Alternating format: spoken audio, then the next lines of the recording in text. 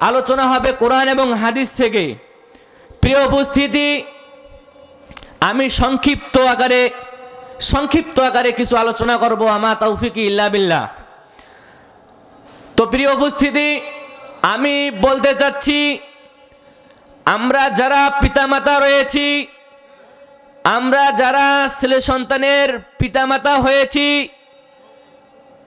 আমাদের কি করণীয়? আমাদের করণীয়টা কি? আমাদের ছেলে সন্তানগুলোকে কোন পথে চলালে তার রাসূলকে চিনবে, তার রবকে চিনবে, আমাদের এই করণীয়টাই অর্জন করতে হবে। তো একমাত্র আল্লাহ সুবহানাহু ওয়া তাআলার পথ এবং নবীর দেখানো পথ অনুসরণ করলেই আমাদের সন্তান হবে সুশিক্ষিত, গড়ে উঠবে সমাজ।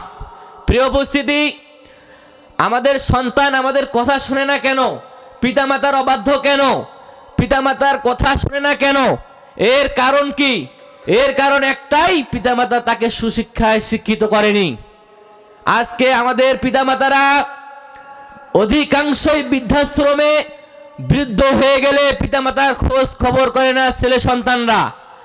এর কারণ কি? পিতামাতা ছেলে সন্তানদেরকে যখন ছোট থেকে মানুষ করে তখন কোরআনের শিক্ষা দেয় না, ঠিক কি না? প্রিয় উপস্থিতি, এজন্য আল্লাহ রাসূল সাল্লাল্লাহু আলাইহি সাল্লাম বলতেছেন, খায়রুকুম মান তাআল্লামাল কুরআনা ওয়া আল্লামা। পৃথিবীতে যদি সর্বোত্তম ব্যক্তি থেকে থাকে, সর্বোৎকৃষ্ট ব্যক্তি থেকে থাকে, তাহলে ওই ব্যক্তি, যে ব্যক্তি কোরআন শিক্ষা অর্জন করলো এবং অন্যকে শিক্ষা দিল। তাহলে পৃথিবীতে যদি আপনি সম্মানিত ব্যক্তি খুঁজতে চান, দেখতে চান, তাহলে পৃথিবীতে সম্মানিত ব্যক্তি দেখতে হলে ওই ব্যক্তির দিকে তাকান যে ব্যক্তি কোরআন শিক্ষা অর্জন করেছে এবং অন্যকে শিক্ষা দিতেছে। ইনি হচ্ছে পৃথিবীর সর্বোত্তম ব্যক্তি। আপনার কাছে থাকতে পারে অট্টালিকা, আপনার কাছে থাকতে পারে সম্পদের প্রাচুর্য, কিন্তু আপনি সম্মানিত না। আপনি প্রকৃত সম্মানিত না। প্রকৃত সম্মানিত ওই ব্যক্তি যে ব্যক্তি কোরআন পড়েছে এবং অন্যকে পড়াচ্ছে, ওই ব্যক্তি হচ্ছে সম্মানিত। পৃথিবীটা আমরা ক্ষণস্থায়ীর জন্য আমরা পৃথিবীতে এসেছি। আমরা পৃথিবীতে ক্ষণস্থায়ীর জন্য এসেছি মাত্র আখিরাতের তুলনায় কয়েক সেকেন্ড। প্রিয় উপস্থিতি, আমাদের ছেলে সন্তানদেরকে শিক্ষা দিতে হবে, এমন শিক্ষা যে শিক্ষা দিলে তার রবকে চিনবে, যে শিক্ষা দিলে তার রাসূলকে চিনবে, যে শিক্ষা দিলে তার বৃদ্ধ পিতামাতাকে সেবা করতে পারবে, সেই শিক্ষায় শিক্ষিত করতে হবে। আসুন আমরা আমাদের ছেলে সন্তানদেরকে সুশিক্ষায় শিক্ষিত করি, যেন আমরা বার্ধক্যকালে আমাদের সন্তানরা আমাদের দিকে তাকায়, আমাদের খোঁজ খবর নেয়, আমাদের সেবা যত্ন করে। আপনি যদি আপনার সন্তানের কাছ থেকে যদি সেবা যত্ন চান, একমাত্র পথ কোরআনের পথ, একমাত্র পথ হাদিসের পথ। হাদিসের পথ অনুসরণ করাতেই হবে, কোরআন পড়াতেই হবে, এর বিকল্প কিছু নেই। নচেত আপনার বার্ধক্যকালে কপাল খারাপ আছে। প্রিয় উপস্থিতি, এই জন্য আল্লাহ রাসূল সাল্লাল্লাহু আলাইহি সাল্লাম বলতেছেন যে লা তাযুলু কদাম ইবনু আদম ইয়াওমাল কিয়ামাতি মিন ইনদি রাব্বি হাত্তা ইউসআলু আন খামস।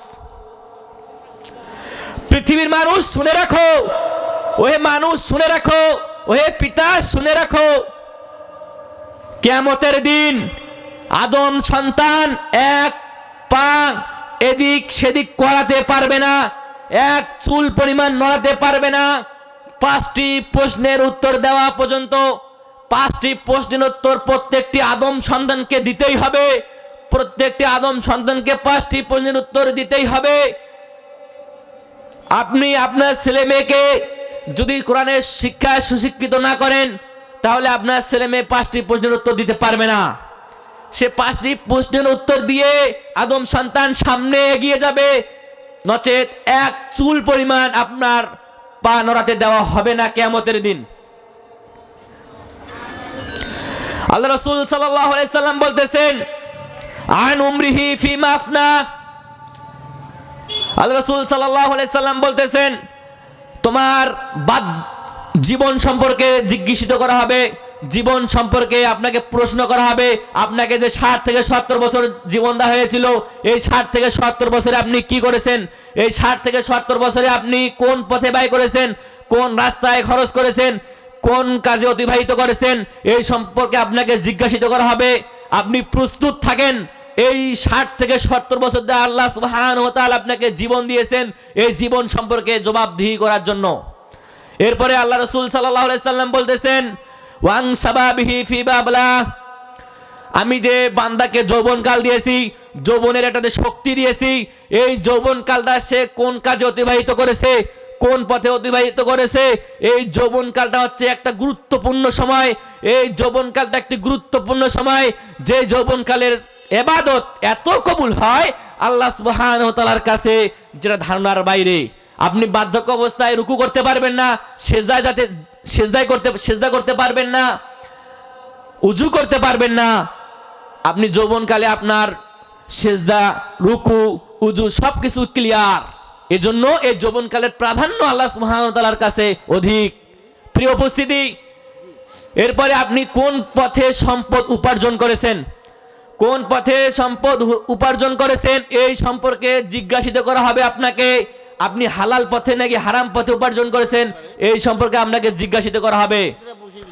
এরপরে আল্লাহ সুবহানাহু ওয়া তাআলা আমাদেরকে জিজ্ঞাসা করবেন, আমরা কোন পথে আমাদের সম্পদগুলো ব্যয় করেছি, আমরা কোন পথে ব্যয় করেছি, আমরা নাচ গানে, আমরা নিত্য অনুষ্ঠানগুলোতে আমাদের সম্পদগুলো ব্যয় করেছি, নাকি মসজিদ মাদ্রাসাগুলোতে ব্যয় করেছি, নাকি ভালো ভালো কাজে ব্যয় করেছি, অসহায়দেরকে দিয়েছি, মিসকিনদেরকে দিয়েছি, মিসকিনদেরকে